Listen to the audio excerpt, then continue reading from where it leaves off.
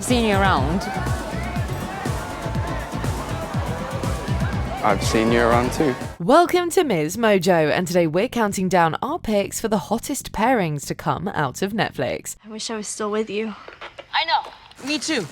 But I'll see you tomorrow, all right? First thing. These couples from the platform's original series aren't always the healthiest, but their chemistry is undeniably top tier. Just a heads up, there will be spoilers ahead. Number 10. Emily Cooper and Gabriel. Emily in Paris. You can't live with them, you can't live without them. Emily and Gabriel orbit around each other. Sometimes they're so close it feels like there's no one else in their worlds. Then again, they pull away like they're never going to see each other again. And what? And I'm not going to fall in love with you when we have an expiration date. It's just gonna hurt us both. Whenever one is about to get away, the other rushes to maintain the status quo.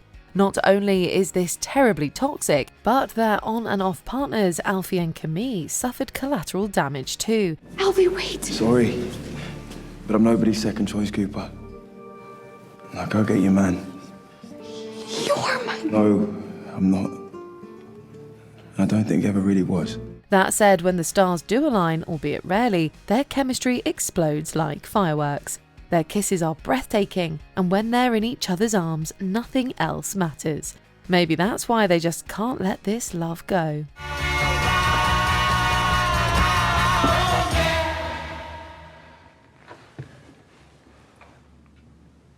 Where exactly in Rome is she? Number 9. Wednesday Addams and Tyler Galpin. Wednesday. It broke our hearts into a million pieces to see our woeful heroine actually fall in love, only to be manipulated. Tyler charms his way into Wednesday's life, appears to accept her for who she is, and brings her guard down. No one's ever taken you on a picnic inside a crypt before?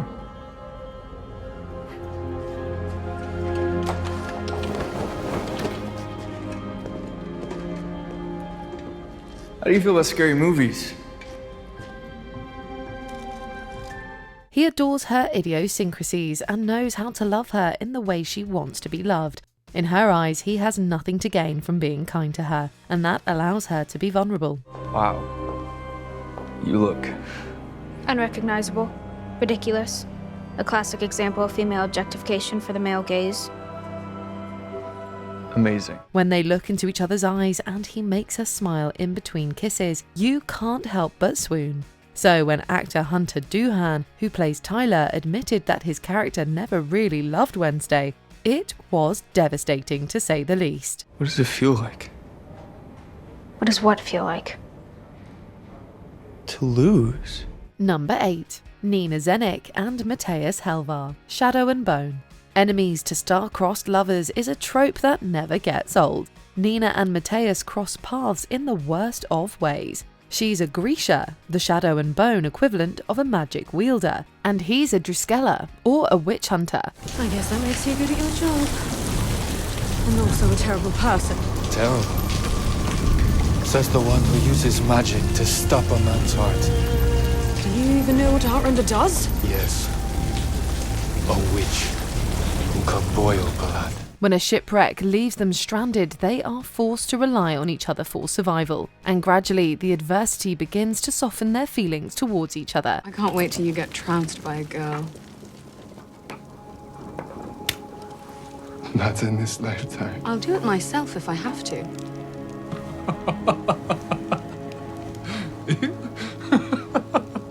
Saints, I didn't know you could laugh. It is a treat to watch these characters, who were otherwise set in their ways, fight their prejudices to give love a chance.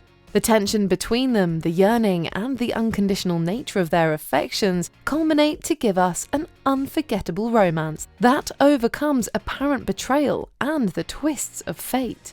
Although they deserved a happier ending, their love was incredibly precious while it lasted. I'm beguiling you. Stop it. No. This is strenuous work. Quit it. It's working. The mighty Fjordan has fallen. You are powerless to resist me. Number 7. Nick Nelson and Charlie Spring, Heartstopper. This is the type of rom-com that makes you fall in love with love. Heartstopper served coming-of-age romance like no other, with Nick and Charlie stealing our hearts from the get-go.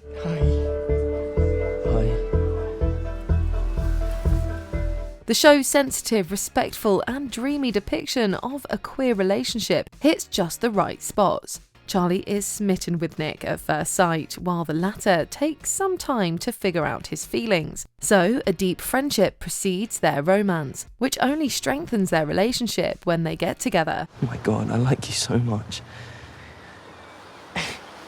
And I love liking you. I like Charlie Spring! In a romantic way, not just a friend way! Puppy love gives way to a more mature bond, and we see our OTP navigate the complexities of life hand in hand. Their chemistry is as evident in their heart-stopping kisses as it is in their emotional connection, and that is just too wholesome. You came here all upset and I made it all about me. Oh, shut up. Yeah, but I feel Nick, shut up. Number 6. Queen Elizabeth II and Prince Philip, Duke of Edinburgh. The Crown. Chemistry is served up on a royal platter in this period piece. I've signed myself away. Or won the greatest prize on earth? That's certainly what they think.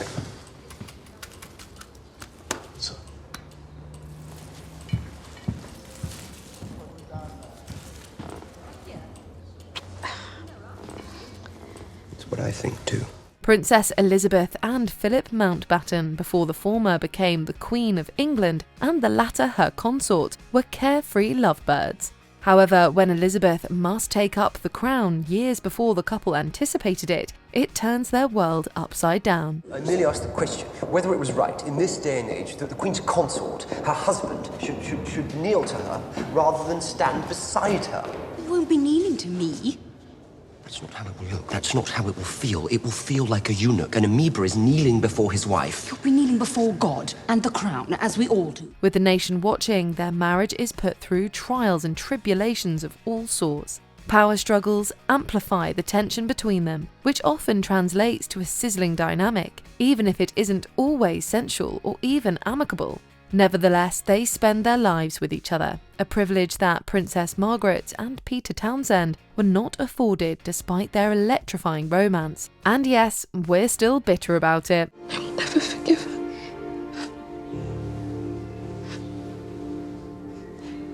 And I will never marry anyone else. Ever. You were the only one. Number 5. John B. Rutledge and Sarah Cameron. Outer Banks. The classic rich girl, poor guy cliché may be overrated, but it's popular for a reason. Look, I can't pretend like this isn't real. Like, this didn't happen. I'm sorry. Shut up. John B. and Sarah Cameron come from different worlds. He's as ordinary as it gets, aka a pogue, and she's a posh princess, or a kook. However, Cupid didn't plan on checking their finances before making them fall in love. By the power vested in me, by the sky, the stars, and the sea, I now pronounce us husband and wife. As they rise above their misconceptions through dire circumstances and daring escapades, it becomes exceedingly clear that they're more similar than they first thought. John B. and Sarah become safe spaces to each other and grow together. However, perhaps the best thing about their relationship is how the spark between them is just as vivid when we last see them as it was when they first met. We're gonna figure this out. Because we always do. Right? Number 4. Nomi Marks and Amanita Kaplan. Sense8. An empowering queer relationship between a trans woman and her girlfriend isn't easy to come by in mainstream media. So when Nomi and Neat showed up on our screens with their fierce love story, they left a deep impression. I remember such a feeling and how it walloped me years ago when this girl walked into my bookstore. It is the same feeling that I have right now. These two were the embodiment of passion and dedication. Neat upends her life for her lover, and Nomi protects her like she is the world. This isn't gonna stop. They're never gonna leave us alone, are they? Unless we make them. Uh-oh. You got that look in your eye. They go to the ends of the earth for each other and showcase tremendous commitment amid life-altering events. Nomi's link to the other sensates may have been telepathic, but her connection with Amanita is much stronger. They are soulmates, after all. I'm going to marry you. I can't believe in a future where that doesn't happen. Because a future where we can't enjoy the Eiffel Tower and kiss in front of the tourists is no future at all. Number 3. Joe Goldberg and Love Quinn. You. In a sea of perfect TV couples, a match made in hell can be rather refreshing. We're a family. Me, a boy, and his mom, who is usually great, but occasionally murders people with her bare hands. What could go wrong? Joe and Love are two of a kind, psychopathic killers with a penchant for seduction. However, Joe's not too fond of getting played. So instead of being the perfect partners in crime, they fall into a vortex of obsession and betrayal. What, you act like I am not all in. I am right here. All I do is worry about you. I don't need you to worry about me. I need your heart. Love seeks to complete possession of Joe, and he wants nothing more than to assert his dominance. This results in a burning rivalry that consumes everything in its wake, but that's what makes their chemistry even more addictive. It had to be enough. I had to finally stop you. We're perfect for each other.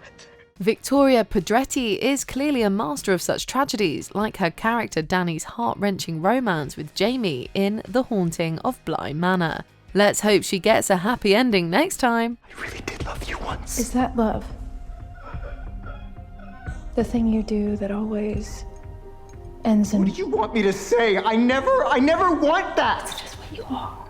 Number 2. Joanne and Noah Rocklove. Nobody wants this. First things first, who doesn't want what they have? Joanne and Noah ooze chemistry from the moment their eyes meet. You know what? Let me walk you out. My God, you're obsessed with me. I was gonna leave anyway. Were you? Eventually. They're immediately drawn to each other and steadily build a relationship on the foundation of trust and mutual respect. Despite their cultural and religious differences, these two make conscious choices to be in each other's lives, even if that means stepping outside their comfort zones. Okay, so I understand why you would have your guard up. I do. And you can self-sabotage all you want, but I think you should get over it. Because, Joanne, I'm on your side. I can handle you. They're determined to make it work and exhibit major green flag behavior. So, even without rose-colored glasses, this couple looks picture perfect. This realism, in turn, makes their intimate scenes even more impactful, imbuing their dreamlike kisses with conviction. I mean, is there a world where this works? Yeah. Before we unveil our top pick, here are a few honorable mentions.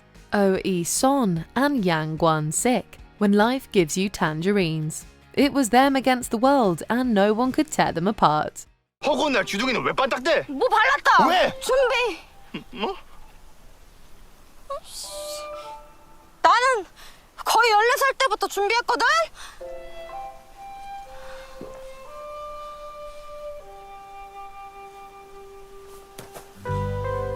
Otis Milburn and Maeve Wiley, Sex Education. It was a case of right person, wrong time, but their connection was profound. And I wanted to let you know how proud I am of you. And about how you saying you had feelings for me was all I ever wanted to hear. Because it's always been you. James and Alyssa, The End of the Effing World. He goes from wanting to kill her to killing for her. What? I said it's time. Let's go. Prince Willem of Sweden and Simon Eriksson, young royals. A prince choosing love over his crown proves that if he wanted to, he would. Och här inne så har vi musikrummet.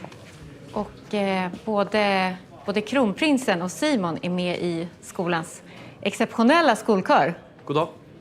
Hej.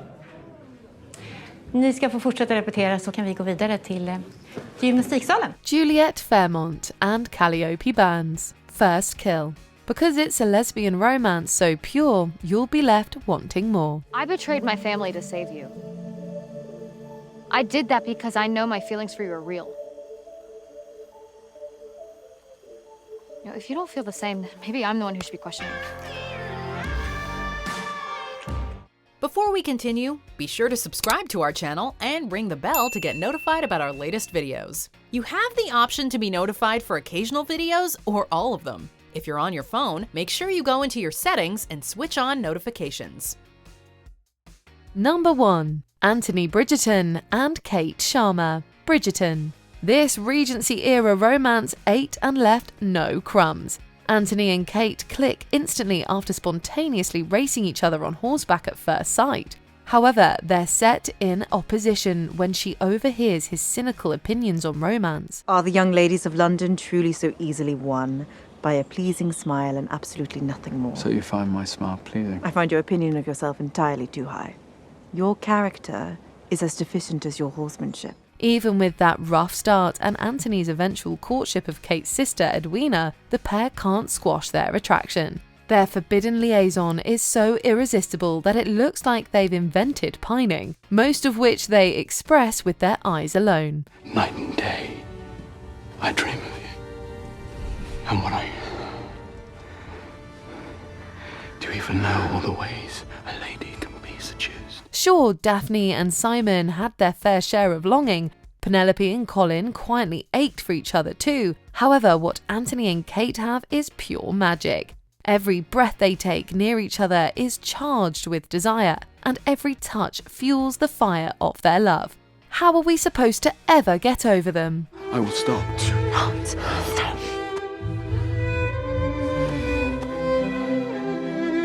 What's your unpopular opinion about these couples? Tell us in the comment section down below. I'm not giving up on my happily ever after. I'll claw my way to one. If you'll let me.